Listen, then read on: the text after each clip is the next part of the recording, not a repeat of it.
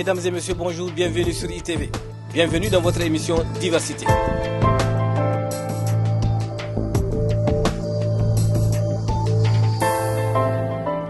Comment avez-vous réussi à mettre en place votre entreprise? Je travaille avec les artistes depuis 2015 que j'ai rencontrés dans le cadre des événements que j'organisais, des festivals au Québec.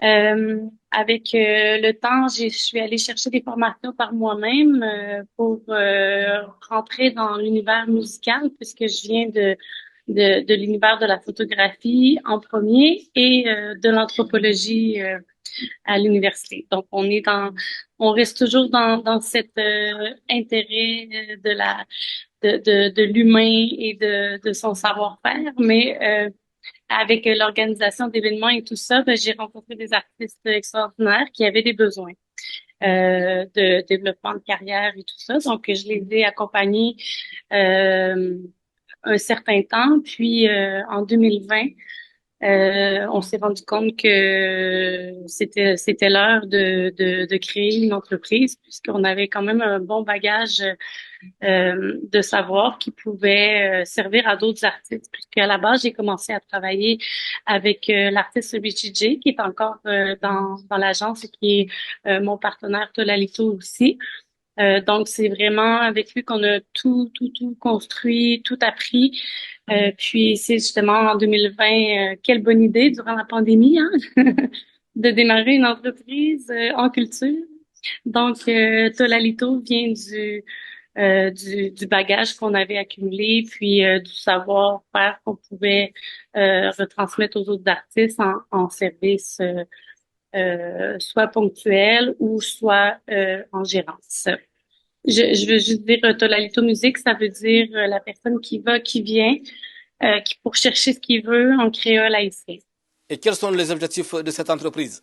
C'est tout ce qui entoure le développement de carrière des artistes, puis de les faire briller à l'international, localement et au Québec, Canada et dans le monde.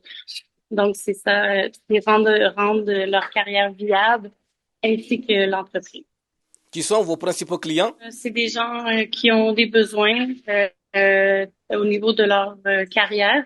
J'aime beaucoup accompagner les gens qui euh, à Montréal, on a une grande communauté haïtienne aussi. Puis, vu qu'on s'est spécialisé aussi en musique afro-caribéenne, avec le temps, par défaut, avec les artistes d'où ils viennent.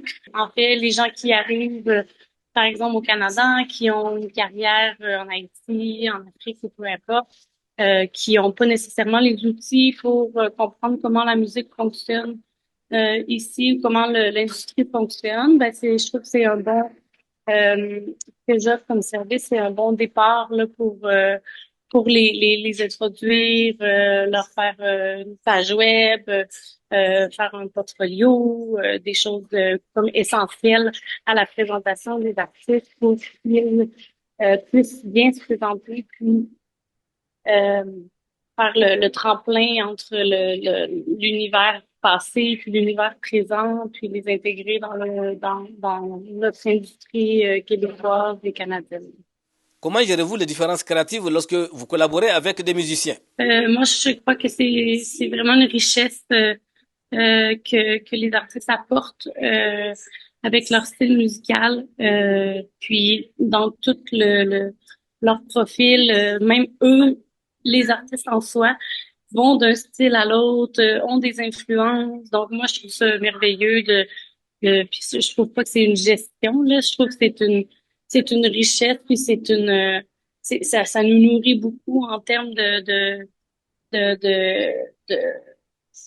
de, d'aspects uniques que les artistes peuvent emmener sur de nouvelles plateformes. Dans quelle mesure votre province promeut un environnement musical inclusif? Ben moi, je trouve que du côté des festivals, des scènes aussi, il y a de la place pour les artistes. Puis malgré les propositions qu'on fait beaucoup, on travaille beaucoup pour faire beaucoup de propositions. Il y a de l'intérêt pour les musiques du monde, les musiques afro-caribéennes. Comment envisagez-vous l'évolution et l'avenir de votre carrière d'entrepreneur musical au Canada? Moi, ce que je souhaite en ce moment, c'est de vraiment avoir des ancrages avec mon entreprise dans différents pôles à travers le monde afin de faire circuler les artistes, puisque c'est leur souhait aussi de pouvoir faire des tournées, que leur musique rayonne à travers le monde. Oui, au Canada, on est toujours bien ancré puisqu'on y vit, mais je crois que c'est important de faire bouger les artistes pour trouver des nouveaux publics, puis faire briller leur musique ailleurs. Tout est faux, même l'amour. On fait semblant chaque jour. Qui est heureux, qui est comblé, ce n'est pas celui qui te sourit, non, non, non, non.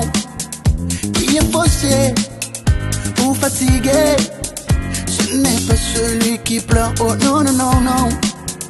Tout le monde, yeah. On ne vit que chacun pour soi ici-bas. Tout le monde, yeah. Je me pose la même question tous les soirs.